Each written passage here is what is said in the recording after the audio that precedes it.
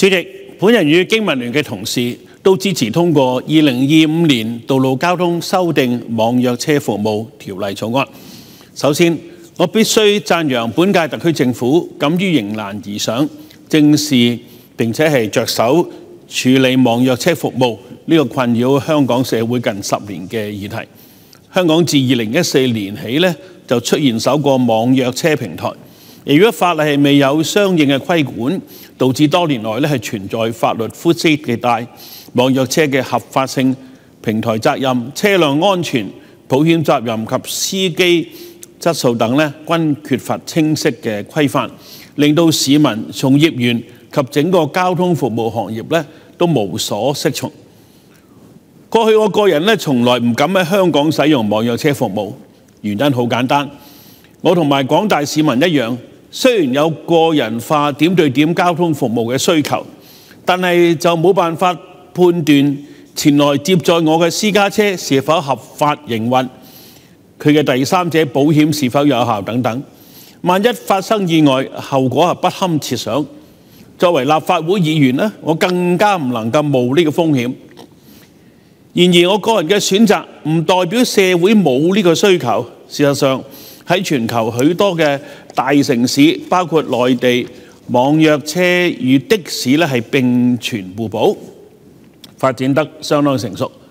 香港作為國際都會，實在係冇理由繼續落後。因此，制定一套清晰、公平、能夠保障各方權益嘅規管制度實在係刻不容緩嘅。政府嘅調查數據就顯示，現時每日點對點交通服務嘅乘客量係大約係88萬人次，其中網約車大約係佔19萬人次，反映市民對網約車服務有殷切嘅需求。尤其喺繁忙時間或者偏遠地區市民截乘的士係困難，網約車正好可以釋放私家車嘅閒置運力，提供補充。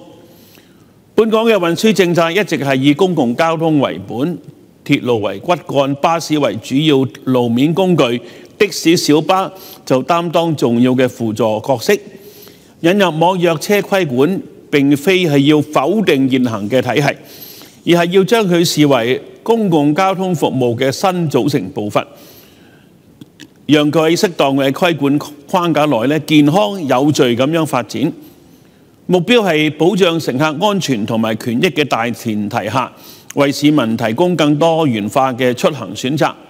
同時促進的士與網約車之間良性競爭同埋優勢互補，最終就達至市民、司機、平台、的士業界多方共贏嘅局面。本條例草案旨在修訂《道路交通條例》，即係第374章，以及對其他成文法則作出相關嘅修訂，藉以訂定規管網約車服務嘅事宜。佢嘅核心內容係引入網約車嘅平台、網約車車輛同埋網約車司機嘅3重發牌制度，確保服務合法、安全合規。喺規管平台方面，條例草案要求所有提供網約車服務嘅平台都必須領取牌照。持牌平台必須係喺香港註冊嘅公司，具備足夠嘅營運同埋財政能力，須就旗下嘅車輛同埋司機履行盡職審查嘅責任，確保佢合規合法，並且係備存運營嘅記錄。咁樣從源頭上係杜絕咗非法平台嘅存在空間。喺規管車輛方面，提供服務嘅私家車必須係領有網約車車輛許可證。條例草案又規定車齡唔超過12年，並且要求通過年檢，確保車輛安全。更加重要嘅係，草案提出咗人車綁定嘅安排，即係司機必須係車輛嘅登記車主。我認為呢個係一個重要而且務實嘅設計，能夠有效防止許可證被炒賣或者係非法轉租等嘅問題。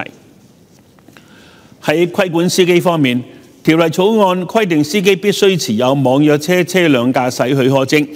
並且係滿足一系列嘅嚴格要求，包括係持有正式駕駛執照嘅年期、冇嚴重交通定罪記錄，以及通過指定考核等，以確保司機嘅專業質素同埋服務水平。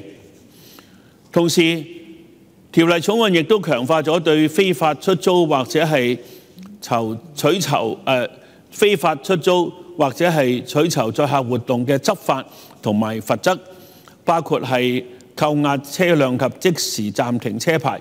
咁對於維護合法營運者嘅權益以及保障乘客安全咧，係絕對必要嘅。政府當局聽取咗社會各界嘅意見，從善如流，將由運輸及物流局局長動議多項修正案，其中一項嘅訂明，如果某司機嘅私家車駕駛執照或者的士駕駛執照被暫時吊銷或者係取消，佢嘅網約車駕駛許可證呢，亦都會被暫時吊銷或者取消，無需等待21日後呢先至生效。相關修訂係堵塞咗潛在嘅法律漏洞，確保咗規管嘅即時性同埋有效性，更加能保障市民大眾嘅生命財產安全，係值得支持嘅。此外，政府當局係採取先定框架後定細節嘅立法策略，先透過主體法例確立社會已經有共識嘅原則性條文，日後可以以附屬法例處理技術細節，係務實且高效嘅做法，有助盡快落實規管。政府已於2026年提交附屬法例，由於當中涉及車輛許可證數量、費用水平等嘅重要嘅細節，期待當局喺制定過程中廣泛諮詢業界同埋市民，務求令到新制度係更具效率、公平同埋前瞻性。總括而言，條例草案為香港嘅個人化點對點交通服務市場係邁出咗規範化、合法化嘅關鍵一步，回應咗市民嘅訴求，不僅係有利於市民享有更多元、安全嘅出行選擇，亦都為的士業界注入轉型嘅動力，最終實現市民、業界同埋社會整體嘅三贏局面。主席，本人謹此陳辭，支持通過2025年道路交通修訂網約車服務條例草案同埋運輸及物流局局長嘅修正案。